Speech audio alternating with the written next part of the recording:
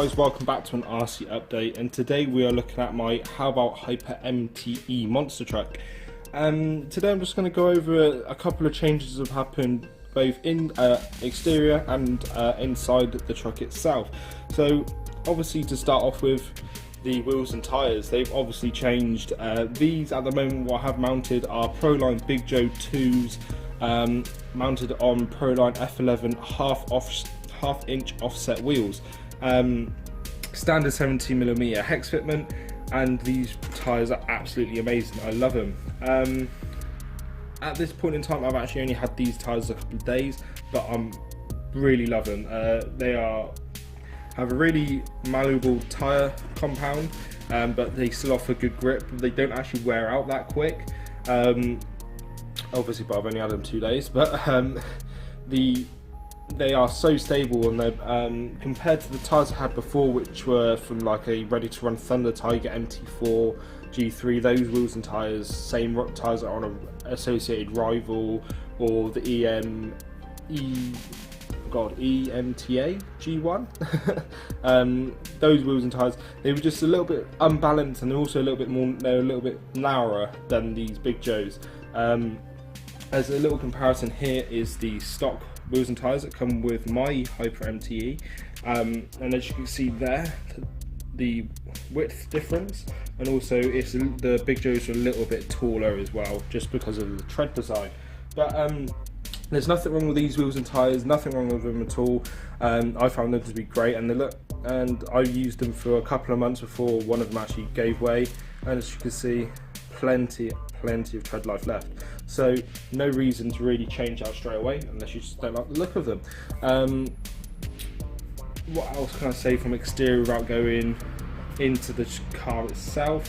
Obviously the parts numbers and stuff I'll leave in the description down below for you guys to check out. But I'll move on and remove the body shell, because this is something I need to talk about. I need to get a new body shell for this truck. I'm going to keep this one for bashing, but as you can kind of see right there, the body shell's taking a fair whack, because I've been taking it to a skate park recently. Crack there, another crack there, dents in the window, crack here, cracks all around here. I've absolutely bashed the hell out of this thing, and I've SKUK'd this as well, so you can hear how thick I've actually coated this with SKUK, and it's still cracked. But this truck is no lightweight, so I'm really impressed with this shell. I'm going to still use it, but yeah. In the comment section down below, just tell me what body shell you want me to use, or like to see me use, paint schemes, etc. Just drop them down below, and consider all options. So yeah. So now on to the truck. Let's go over electronics first. The servo in here is still the SKUK 1256TG. I absolutely love this thing with these Big Joes too. No problem whatsoever in turning power. Speed's decent, torque's decent, really perfect servo. Unless you want waterproof, then you're going to have to consider some different options. But yeah, I really like it. ESC is still the Hobao Quick Run 150 amp ESC. And the motor in here I've actually changed. So if I bring it up, I don't know if you can kind of just see it in there. This is an RC Gear Shop 4074 2150 kV brushless motor, standard 1/8 size, and I've upped the kV from 2000 because I primarily run this truck on 4S. So obviously a higher kV motor with the 4S setup equals more punch, which equals more fun, is my logic. And yeah, I really like this motor, and the other reason I got it was because the previous motor, which was a Leopard 2000 kV, I put that in my Armour Typhon because it's red and it matched the Armour Typhon. It sounds really OCD, but I like the look of my RCs, so I got a black can for this one, and it just looks more stealth. So I'm really happy with how it looks. Pinion gear, I'm still running the 22 pinion gear onto the CNC spur gear. Now I am going to be changing out that spur gear very soon, because I'm going to be getting the recently released Hobao / Ofna slipper clutch unit for this truck, which it kind of badly needs. because the way I drive my truck, which is backflips and stupid stuff, I've actually broken a rear diff cup, and also a rear drive shaft, which you can kind of blame the truck, you kind of can't, because when I backflip it's off concrete onto concrete with throttle on. So basically this truck has nowhere to put the power because it actually has no slipper clutch or centre diff.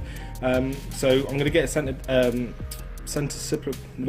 getting all my words mixed up now, slipper clutch unit, there you go, and shove that in here. And while I'm at that as well, when I get a new body shot, I'm actually going to use some of the spare Lexan and create a cover over my gear mesh, because if you look at this cable here from the ESC, get the thing to focus, there you go, you can kind of see I've actually had to do a little bit of a repair job, because I have no idea how, because the cables were over here, they've actually gone down here and munched straight, the gears have munched the cables up. So ESC is still fine, but I'm going to have to create that cover just to prevent it from happening again in future. Other little mods I've done to the truck, I've had this mod on here for quite a while, I can't remember if I mentioned it in previous videos, but the steering links here are actually off a Thunder Tiger MT4 or a Thunder Tiger ST1, because they're the same thing, front and rear. Those are the links that are on now, because the stock links, the actual metal rod is actually a little bit too short, and basically the plastic ball cups that thread onto that rod are threaded on ever so slight. I don't have enough thread in the actual plastic ball end cup, and what happens is at a medium to hard impact, depending on your luck, those would actually just completely strip out, and it was just getting annoying. So I actually used some HPI ones before these. They were alright, but then I found them to be actually a little bit too long, so I can actually adjust my oh god, forget now, camera auto, can't remember, but I actually couldn't adjust them all that well because they're a little bit too long. So now I've stuck on these Thunder Tiger ones, and I've had no problem since. At the rear it's the same problem in stock form. They use the same links, and basically for the rear what I've used is the upper links here, and I've actually bought another set and put them down here. You will need to kind of wedge it into the rear blocks, just because the actual ball cup is thicker than the original size they put there. But I believe in the refined version of this, which is soon to be released, the Hyper MTE Plus, I think they actually may have rectified those issues. Now when I was going on about slipper clutch, I was on about upgrades. Hobao have actually released a couple of upgrades along with the Hyper MTE Plus. So the slipper clutch unit being one, and being two is an actual factory brace. They've actually come out with a brace designed to cover, to rectify the issue with the chassis. As you can see, my brace, I've had that on there for quite a while, and my chassis is absolutely fine. If you go over to Motorsport UK forum, you'll see a user, MyDoddy, who's also got a YouTube channel, so go check that out. I'll drop the link in the video if I can remember. He's actually done a video of the slipper clutch and brace, so you can have a quick look. And basically, yeah, factory brace, and it rectifies the issue. Now, the only problem I have with this is the new Hyper MTE Plus that's due to be released. I don't think will come with these as standard, which is a real shame, because this truck ideally needs that brace out of the box. So I can't really think of a reason why they wouldn't include it, because it needs it. It's not like, say, like the wheelie bar. Like, it's good to have the wheelie bar, but it's not an actual necessary thing for the truck not to break. The brace is, like, without the brace, the chassis bends. It's just the fact of the matter. So it'd be good if they may change their mind and put the brace on. I'm not too overly keen on them not including that. Also, other improvements they said they've done to it, they said they've improved the steering, which I just think means they've changed the links out to ones that won't strip, like I have. But if they've improved the steering angle, I'll be definitely purchasing the actual front steering mechanism. Fingers crossed they've actually done that, because that'd be really good. Just improve the steering on this track. not to say it's bad, just could be better. What else? They said they've improved the plastic compounds. Really, there was no need because the truck's solid. They've also changed the front bumper design. As you can see here, I've got no headlights here because they're actually stick-on with the version I have. But I think the new version, if you look at the pics, it actually looks like they're screwed on. So that is also a thumbs up, because it means our light buckets, all the lights will actually stay in place every time we tap into a wall. Tap in quotation marks. What else? I think that's really about it off the top of my head. Sorry, I've recorded this same video 3 times now, so I've completely forgot what I've actually gone over. I do need a new wheelie bar because this one's just kind of just destroyed, really. It's on death's door. What else? I need to tune the diffs, because the diffs, well, it just diffs out when cornering with this motor. It just, all the power just bleeds to one side. So I need to rectify that. So I'm going to get the slipper clutch, a new shell, get some oils to tune the diffs.